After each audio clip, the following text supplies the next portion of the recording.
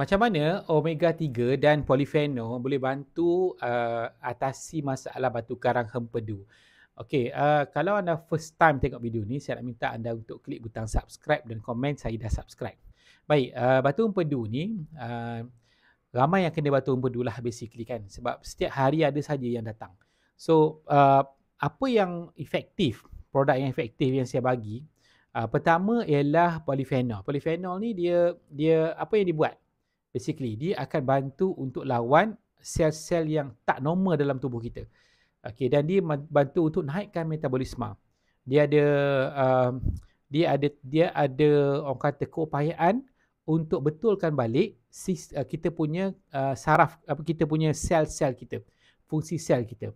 So jadi polifenol ni saya perasan impact dia bukan sahaja pada batu karang, dia impact juga pada benda lain. Maksud dia beri tenaga untuk aliran darah, orang tu nampak makin muda dan orang tu nampak makin lawas. Lawas kan, perut tu makin lawas.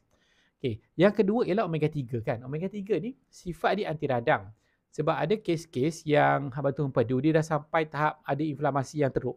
So jadi berdemam kan, senak, tu dah rasa sakit kan. So jadi bila kita ambil omega 3 ni pertama dia kerja dia adalah untuk bakar lemak.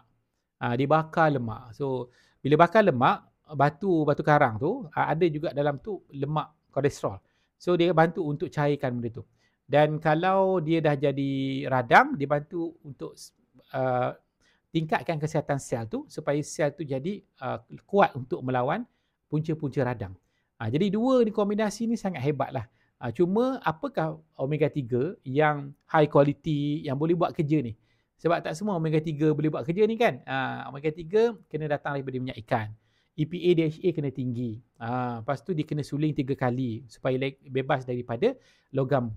Polyphenol pun dia kena ada orang kata daripada pure lah, yang sumber yang pure. So polyphenol ada banyak sumber.